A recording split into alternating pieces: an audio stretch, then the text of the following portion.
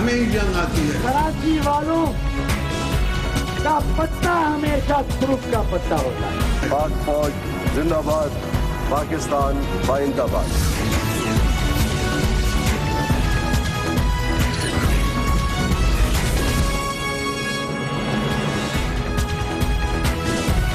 आप देख रहे हैं खबरों, तबसरों और तज्जियात पर मबनी पाकिस्तान का सबसे मोतबर न्यूज शो दुनिया, कामरान खान के साथ।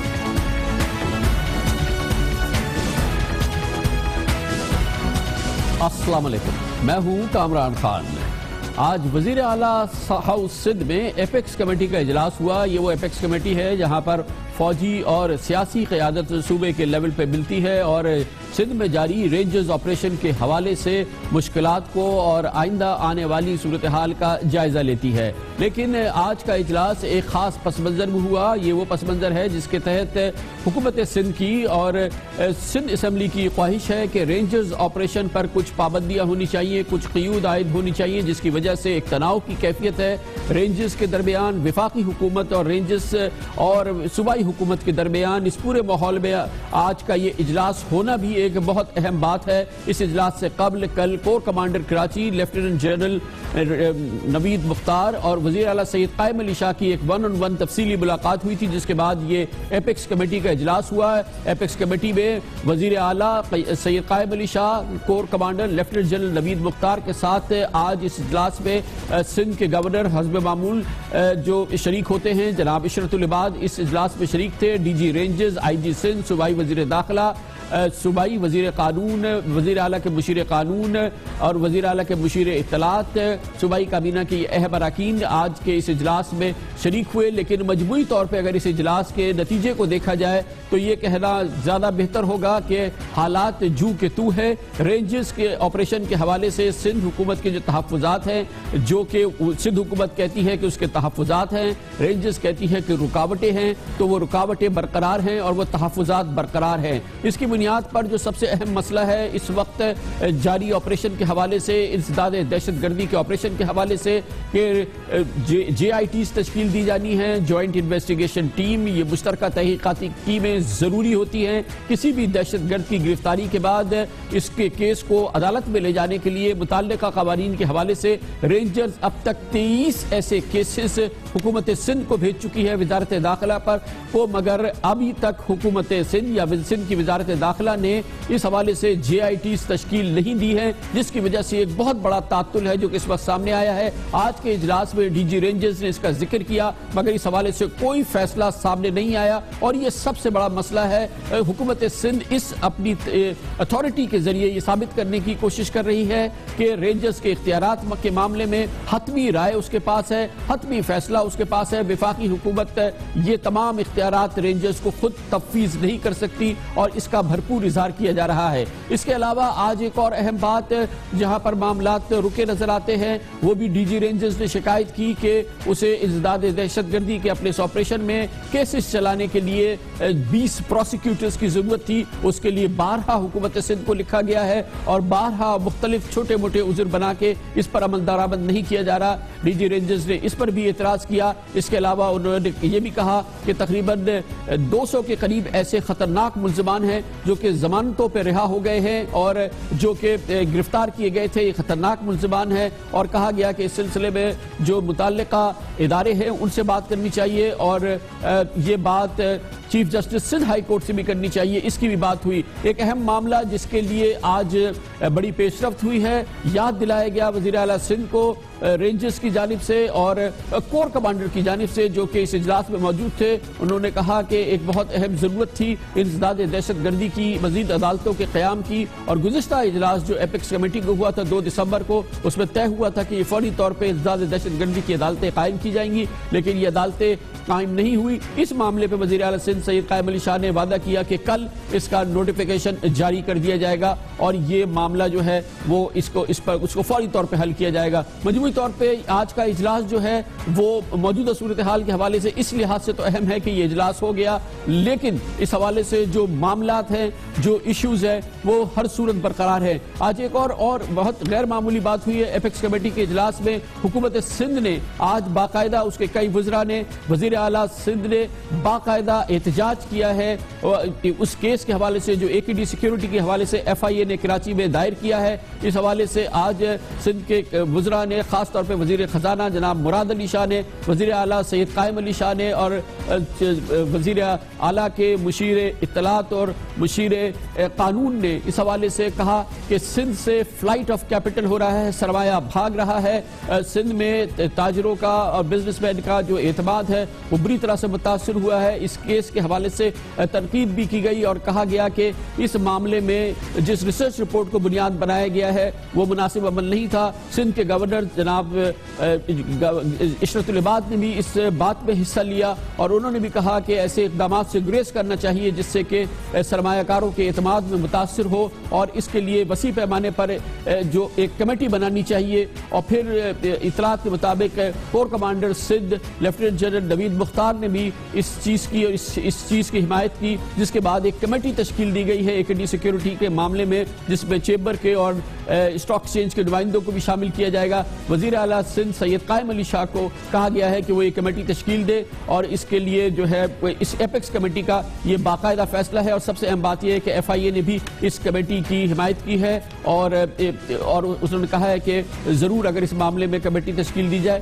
تو FIA اس کے ساتھ تعاون کرے گا. آج کے ایپیکس کمیٹی کے اس اجلاس کی مزید تفصیلات حاصل کرتے ہیں اور اس کے لیے ہمیں جوائن کیا ہے ہمارے نمائندے خصوصی اختیار کھوکر نے. کھوکر صاحب، پہلے تو یہ بتائیے گا کہ جو یہ سب سے اہم معاملہ ہے، یعنی کہ GITs نہیں بن رہی ہیں، پروسیکیوٹرز نہیں ہو رہے ہیں، اس میں یہ باقاعدہ حکومت سندھ کا سوچا سمجھا فیصلہ ہے آپ کے خیال کے مطابق کہ وہ اس کے ذریعے اپنی اتھارٹی کو ثابت کرنا چاہ رہے ہیں اور رینجرز کو اور وفاقی حکومت کو بتانا چاہ رہے ہیں کہ اب بھی جو معاملات ہیں وہ ان کی گرفت میں ہیں اور ان کی مرضی کے بغیر چیزیں آگے نہیں بڑھ سکتی؟ جی کامران صاحب، GIT کا جو معاملہ آیا، جب DG رینجرز نے یہ معاملہ اٹھایا کہ GITs نہیں بن رہی تو اس نے ہوم ڈپارٹمنٹ کا نام لیا، تو اس پہ انور سہیل سیال جو ہم وزیر داخلہ ہیں سندھ کے، انہوں نے اس پہ وضاحت کی کہ جی ہماری طرف سے سمری چلی گئی CM صاحب کے پاس اور وزیر اعلیٰ کے معاملے پہ، اس معاملے پہ وزیر اعلیٰ ہاؤس پہ معاملہ رکا ہوا ہے. تو وزیر اعلیٰ سندھ نے اس معاملے پہ کوئی بھی تبصرہ نہیں کیا اور نہ ہی کوئی انہوں نے کوئی یقین دہانی کرائی کہ جلد GIT بن جائیں گی.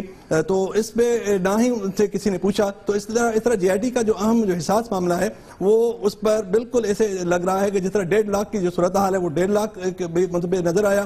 اور اس کے علاوہ DG رینجرز نے جب یہ شکایت کی کہ پچھلی بار جو انسداد دہشت گردی ایکٹ کے تحت رینجرز کو جو اختیارات دینے ہیں اس میں بڑی تاخیر ہوئی اور اس بار اب 3 دسمبر کو یہ جو ان کو 1-2 ماہ کی جو مدت دی ہے وہ پوری ہو رہی ہے. تو اس پر بھی کوئی تبصرہ نہیں ہوا، نہ ہی کوئی اس پہ بات کی گئی کہ اس پہ سندھ حکومت کیا فیصلہ کرے گی. تو لگ یہ رہا ہے کہ سندھ حکومت ان معاملات پر ابھی تک سندھ حکومت اور جو حکام ہیں لا انفورسنگ ایجنسیز ہیں ان کے درمیان معاملہ ابھی تک اٹکا ہوا ہے. اچھا، یہ دوسرا ایک بہت ہی غیر معمولی واقعہ تھا. آج ایپیکس کمیٹی میں باقاعدہ سندھ حکومت نے باقاعدہ طور پہ احتجاج کیا ہے. جو FIA کا کیس ہوا ہے AKD سیکیورٹی کے حوالے سے، یہ کیا کافی تفصیلی معاملہ ہوا ہے؟ اس کی کچھ تفصیلات؟ جی کامران صاحب، اس پہ جو سید مراد علی شاہ جو وزیر خزانہ ہیں سندھ کے، انہوں نے اس معاملے کو اٹھایا اور انہوں نے کہا، سب سے پہلے تو انہوں نے یہ وضاحت کی کہ جی AKD کو میں پرسنلی نہیں جانتا اور نہ ہی اس آدمی سے میرا زندگی میں کبھی بھی کوئی واسطہ رہا ہے، لیکن اس وقت جو میرے اس معاملے کو اسٹڈی کیا ہے کیونکہ وزیر خزانہ ہیں تو انہوں نے کہا کہ اس سے سندھ کے جو اکانومی ہے اس پہ بڑا اثر پڑا ہے اور تاجر برادری میں بڑا انتشار ہے. اور انہوں نے کہا کہ AKD سیکورٹی کمپنیز کے خلاف جو کارروائی کی گئی وہ ایک ریسرچ پیپر کی بنیاد بھی کی ہے. اور انہوں نے کہا میں خود ریسرچر رہا ہوں، ایک کمپنی کے ساتھ میں نے ریسرچ اس قسم کے پیپر بنائے اور ریسرچ پیپر جو ہیں اس کے جو شواہد ہوتے ہیں اس کی کوئی قانونی حیثیت نہیں ہوتی کہ کسی کے خلاف اس قسم کی کارروائی کی جائے. مزید اس نے تفصیل سے کافی لمبی بات کی. انہوں نے کہا کہ اسٹاک ایکسچینج میں جس قسم کے الزامات AKD سیکورٹی کمپنیز پہ لگائے اس قسم کے معاملات کا پہلے نہیں ہوئے، تو یہ کارروائی کرنے کی اس وقت کیوں نوبت آئی. انہوں نے دوسری اہم بات یہ کی کہ اس طرح سے تاجر برادری میں کافی انتشار ہے اور اس سے بڑا جو خدشہ ہے وہ یہ ہے کہ کراچی سے کیپٹل شفٹ ہو جائے گا، بیرون ملک چلا جائے گا، اس سے ملک کا نقصان ہوگا. اس کے بعد مرتضیٰ وہاب جو مشیر قانون ہیں انہوں نے اس کی سپورٹ کی. انہوں نے کہا کہ میں نے اس معاملے کا قانونی جائزہ لیا ہے اور اس میں AKD سیکورٹی کمپنی کے خلاف جو الزامات لگائے گئے ہیں ان میں کوئی جان نہیں ہے. انہوں نے دوسرا جملہ استعمال کیا، انہوں نے کہا کہ اس سے پیشہ ور تاجر جو ہیں وہ ملک سے باہر چلے جائیں گے، وہ ملک کا نقصان ہوگا. وزیر اعلیٰ سندھ کافی سخت تشویش کا اظہار کیا. انہیں جو سب سے بڑی بات کی, انہوں نے کہا کہ کراچی ملک کا معاشی ہب ہے اور 70% ریونیو جو ہے جنریشن وہ کراچی سے ہوتا ہے. کراچی کے تاجروں میں اگر انتشار ہوگا, ان کا بڑا رول ہے اس میں, تو پھر اس سے پوری معاشی جو ہے ملک کی پوری معیشت کو نقصان ہوگا. اور انہوں نے یہ بھی ایک بڑا اہم جملہ استعمال کیا کہ پہلے ایف آئی اے نے کے ڈی اے میں فائلیں اٹھائی اور کارروائی کی, اور اب تاجر برادری کو, سندھ کی تاجر برادری کو تنگ کیا جا رہا ہے. اسی لیے میں کہتا ہوں کہ سندھ پر حملہ کیا جا رہا ہے. تو یہ انہوں نے باقاعدہ جملہ یوز کیا. تو اس پر گورنر سندھ نے بھی اس نے تشویش کا اظہار کیا. انہوں نے کہا کہ واقعی تاجر برادری ہماری ریڑھ کی ہڈی ہے اور ان کے خلاف کوئی کارروائی نہیں ہونی چاہیے, اور اگر اس قسم کسی کے ساتھ زیادتی نہیں ہونی چاہیے. انہوں نے کہا کہ اس معاملے پر کوئی باقاعدہ تفتیش ہونی چاہیے. پھر وزیر اعلیٰ سندھ نے جو وہاں جو ایف آئی اے کے ایڈیشن ڈائریکٹر تھے ان کو کہا کہ آپ کہیں, تو انہوں نے یہ تجویز دی کہ بہتر یہ ہے کہ اس معاملے پہ ہم ایک کمیٹی بنا دیتے ہیں اور اس کمیٹی اس معاملے کو مزید جانچ کرے. تو کور کمانڈر نے کہا, جو لیفٹیننٹ جنرل مختار صاحب جو ہے, انہوں نے فرمایا کہ یہ بالکل یہ تجویز درست ہے اور تاجر برادری کے خلاف جو ان کی جو تشویش ہے اور انہیں اگر کوئی انتشار ہے تو وہ دور ہونا چاہیے اور کمیٹی بنانی چاہیے. تو وزیر اعلیٰ صاحب کو اختیار دیا گیا, وزیر اعلیٰ سندھ کو, وہ کمیٹی بنائیں گے جس میں ایپیکس کمیٹی کے ممبران اور اسٹاک ایکسچینج کے نمائندے بھی شامل ہوں گے. بہت بہت شکریہ, بہت شکریہ. ہمارے ساتھ تھے اختیار کھوکھر. حکومت سندھ کا آج کے ایپیکس کمیٹی کے اجلاس پر رائے حاصل کریں گے, اس کا ورژن کے لیے ہمیں جوائن کیا ہے وزیر اعلیٰ سندھ کے مشیر قانون جناب مرتضیٰ وہاب نے. بہت بہت شکریہ مرتضیٰ وہاب صاحب. آج بہرحال ایپیکس کمیٹی کی میٹنگ ہو گئی, لیکن جو بہت اہم مسئلہ ہے اس وقت رینجز کا کہ جے آئی ٹیز نہیں بن رہی. سندھ کی وزارت داخلہ جے آئی ٹیز نہیں بنا رہی ہے, اور یہ ایک بہت مسئلہ ہے کہ 23 جے آئی ٹیز آج ڈی جی رینجز نے کہا کہ وہ کیسز بھیجے گئے ہیں, حکومت سندھ اس پر فیصلہ نہیں کر رہی. کیا اس کے ذریعے حکومت سندھ ثابت کر رہی ہے کہ اختیار بہرحال اس کے پاس ہے, اس لیے اس معاملے کو روک لیا گیا ہے؟ جی بہت شکریہ کامران صاحب. میں جی سب سے پہلے تو یہ بتانا چاہوں گا تمام ناظرین کو کہ آج کا جو ایپیکس کمیٹی کا اجلاس تھا وہ بہت ہی اچھے ماحول میں, بہت ہی کنڈیوسو انوائرمنٹ میں ہوا, اور اس کے اندر آئی جی صاحب نے بھی اور ڈی جی صاحب نے بھی کمپلیٹ ڈیٹیل کے ساتھ تفصیلات دی کراچی آپریشن کے بارے میں ود فیکٹس اینڈ فگرز, اور تمام ممبران نے اس میں اطمینان کا اظہار کیا کہ لا اینڈ آرڈر سچویشن جو کراچی کی ہے وہ خاطر خواہ امپروو ہوئی ہے, اس کے اندر سبسٹینشیل امپروومنٹ آیا ہے, اور انشاءاللہ اس آپریشن کو اسی طریقے سے جاری رکھا جائے گا تاکہ اس لا اینڈ آرڈر سچویشن کو once and for all permanent basis پہ, سسٹینیبل بیسس پہ سالو کیا جائے. Now coming to your question regarding J I Ts, بالکل یہ سوال وہاں پہ ریز کیا گیا ڈی جی صاحب کی طرف سے, جس کے بارے میں سندھ گورنمنٹ کا بڑا کلیئر موقف تھا. وزیر اعلیٰ صاحب نے بھی یہ کہا, ہوم ڈپارٹمنٹ سے بھی یہ کہا گیا, میں نے بھی یہ کہا کہ جے آئی ٹی کا فیصلہ جو ہے سندھ حکومت in accordance with law in the next coming days کر دے گی قانون کے مطابق. لیکن وہ کمنگ ڈیز 1 2 3 4 دن, کتنے دن آپ کو لگتا ہے کہ لگیں گے اس میں؟ میرے خیال میں جی کل اس کی جو سمری ہے اس کے اوپر فیصلہ کر لیا جائے گا قانون کے مطابق. بہت بہت شکریہ. دیکھتے ہیں قانون کیا کہتا ہے اس معاملے میں, حکومت سندھ قانون کی اس حوالے سے کیا انٹرپریٹیشن کرتا ہے.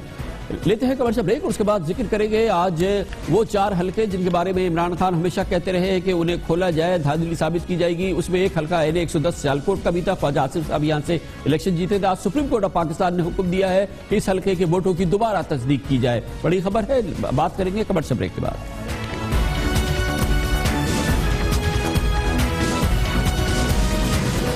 وزیر دفاع خواجہ محمد آصف کی الیکشن کامیابی کے لیے آج ایسا لگتا ہے کہ خطرے کی گھنٹی بجی ہے. سپریم کورٹ نے این اے 110 سیالکوٹ میں ووٹوں کی تصدیق کا حکم دیا ہے. یہ ان 4 حلقوں میں سے ایک ہے جس کے بارے میں عمران خان ہمیشہ سے کہتے رہے کہ یہاں پر بڑی دھاندلی ہوئی ہے. این اے 110 میں خواجہ محمد آصف نے 92,803 اور عثمان ڈار نے 71,525 ووٹ لیے تھے. یہ کیس پہلے ٹریبونل گیا تھا جہاں جج کے بلانے پر بھی جناب عثمان ڈار اپنی کاروباری مصروفیت کی وجہ سے کافی عرصے پیش نہیں ہوئے تھے. بعد میں یہ سپریم کورٹ گیا. آج چیف جسٹس جناب انور ظہیر جمالی کی سربراہی میں جناب عظمت سعید اور جناب جسٹس خلجی عارف حسین پر مشتمل 3 رکنی بینچ نے تحریک انصاف کے عثمان ڈار کی پٹیشن کی سماعت کی, اور جناب جسٹس شیخ عظمت سعید نے ریمارکس دیے کہ الیکشن کمیشن این اے 110 کے ووٹ انگوٹھوں کی تصدیق کے لیے ناظرہ کو بھجوائے. الیکشن ٹریبونل نے عثمان ڈار کی انتخابی عہدیداری کی درخواست بغیر وجہ مسترد کی تھی. یہ آج سپریم کورٹ نے کہا, اور کہا کہ بظاہر لگتا ہے کہ الیکشن ٹریبونل نے ووٹوں کی تصدیق کے خلاف فیصلہ فیصلہ